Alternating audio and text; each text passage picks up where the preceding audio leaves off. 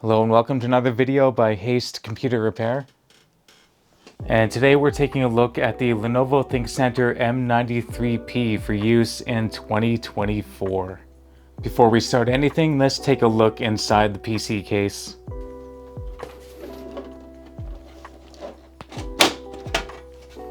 So this system is very familiar to me. I've worked on several ThinkCentre M93ps over the past 5 years, and I just recently came into about 10 of these in a bulk purchase.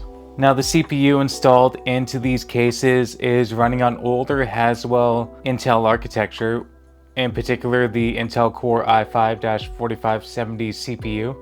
An older yet very capable CPU with 4 cores and 4 threads, 3.2 GHz base speed with a boost of 3.6 GHz.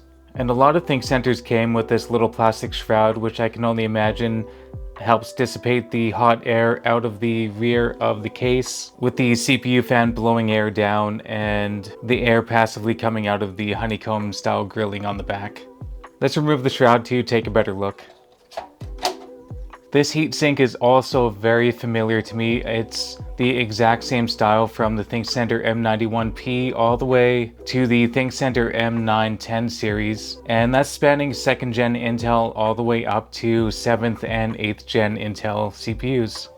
It's a tiny little heatsink, but honestly it provides pretty decent cooling, which you'll see in some benchmarks later on in the video.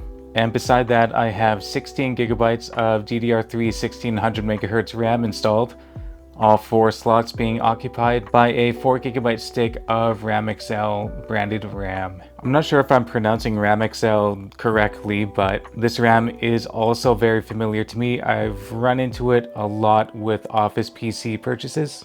And as you can see, there's Elgato RAM chips on the RAM stick. Elgato is also a very familiar brand. Sometimes I'll find their RAM sticks installed in these PCs. And for storage, I have Windows 10 Pro installed on this 240 GB Patriot burst solid state drive. It's just tucked into this hard drive enclosure here. Let's open this up a little bit and look around the case. This caddy is actually meant for 3.5-inch drives, so I'll probably end up zip tying this SSD down, but honestly, you could also just leave it floating there. It's not really going to go anywhere. In the past, I've stuffed a lot of drives into these little tiny machines. Usually I'd start by installing the 3.5-inch drive into this caddy, and I'd strap 2.5-inch SSDs to the back of the caddy, underneath the optical drive, down here right beside the air intake fan, and even way over here right beside the power supply.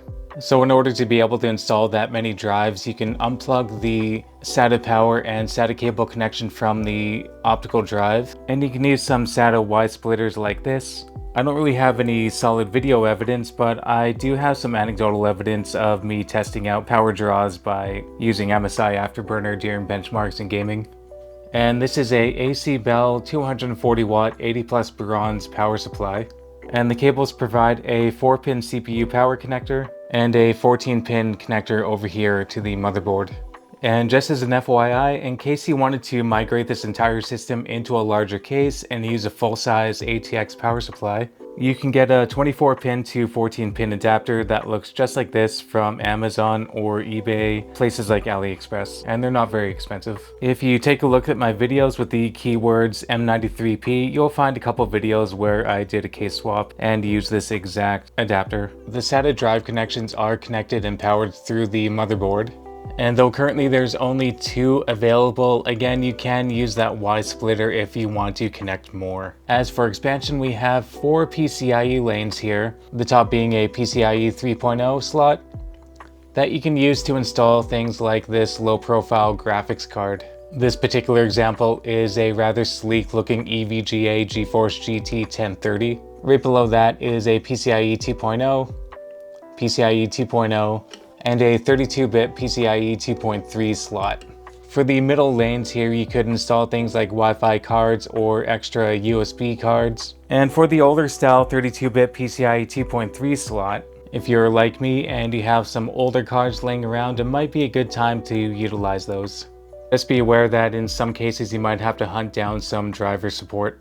One thing I always appreciate is the inclusion of an air intake fan, and here we have one 80mm PC fan to accommodate for this. I'm fairly certain this PC was designed to operate quietly, so it's not going to move a ton of air, but honestly anything does help. And right here we have a thermal sensor plugged into the motherboard and routed down over here just underneath the case fan. In my experience, if you do accidentally remove that, this PC fan will be running at top speed.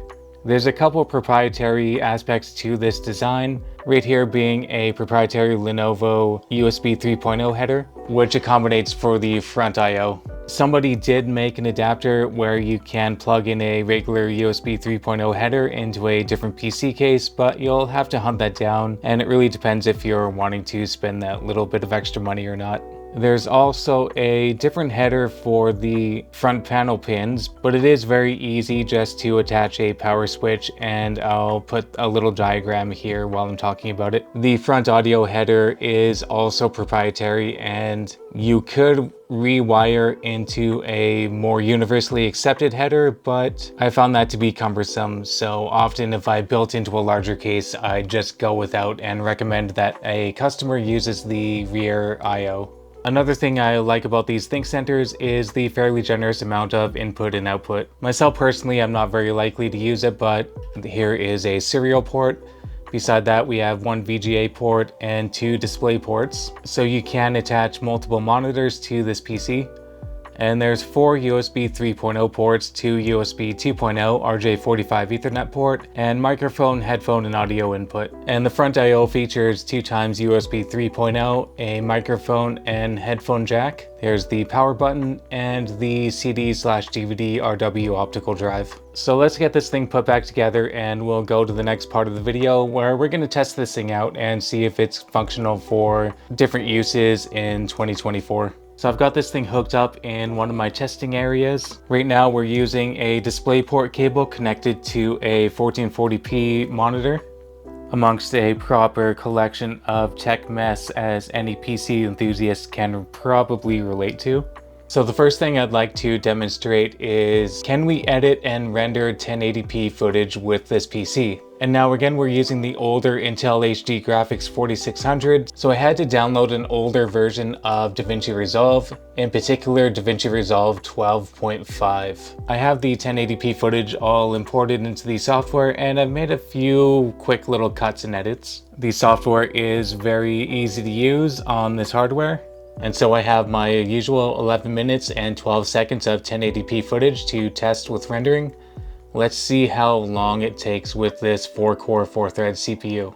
So our render is on its way, and I'm actually surprised we're only seeing about half utilization of the CPU. I'm really used to seeing it at 100% with other PCs and laptops that I test. RAM is about halfway there too, with 7.5 gigabytes, and hovering around 20 to 25% of the integrated GPU. So 11 minutes of 1080p footage completed in 27 minutes and 14 seconds. Now that time is a little bit longer, especially when compared to higher end hardware, but if you're just a casual user or wanting to edit some videos of your own, it's not really too bad, especially if you're not relying on output and productivity. Now I think it's time to test out some gaming. I have my Steam SSD loaded up on this NVMe adapter to USB 3.0. So to record gameplay, I have this PC hooked up to my workstation PC right here. And using an Elgato PCIe capture card, I have an HDMI cable connected to a DisplayPort adapter plugged into the ThinkCentre, and luckily that works perfectly fine. We're able to record all the gameplay today utilizing the Elgato 4K software. And I also have the Epic Games launcher loaded up. I'm going to be pushing the system by trying to play GTA 5 and some FortNite. I don't expect either of these games to perform very well outside of maybe playing in 720p, but in the end this is all one grand experiment to see what kind of gaming experience we can have. I will also be testing a system appropriate game like Portal 2, and we'll be seeing if we can test this in 1440p resolution. Time to segue to the gameplay footage. Wish me luck.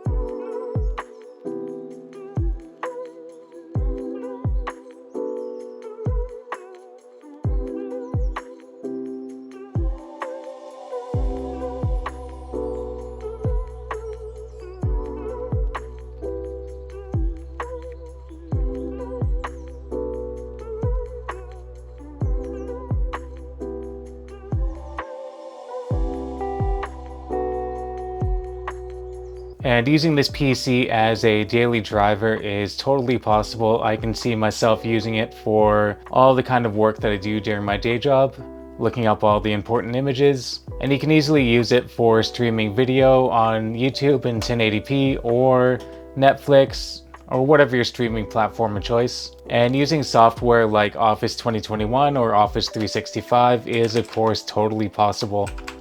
Now, as far as recommending the ThinkCentre M93p for use in 2024, I think there's a little bit I have to say.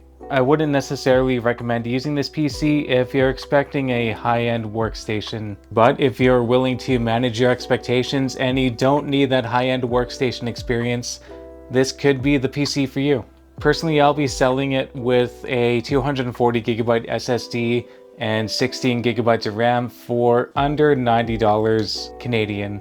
Depending on what kind of SSDs and what kind of RAM I can source, it might even be cheaper. If you're on a budget, spending that much money on a whole computer setup is actually a really economical choice. You don't really need to go buy something brand new off the shelf that's going to cost 3 times more. So just be careful, and I hope this video will help you decide if something like this is the right choice for you. So with the understanding that mileage will vary using a system like this, proceed with caution, education, and a willingness to manage your expectations, as I stated earlier. Overall, I'm still a big fan of this PC, and I can't wait to get my CPU and graphics card upgrades and start really benchmarking some performance. So go ahead and take a look and see if I've uploaded them already. Otherwise, thanks a lot for watching. If you are using a ThinkCentre M93p in 2024, please let me know in the comments. I would love to hear about how it's going. With that said, have a great day.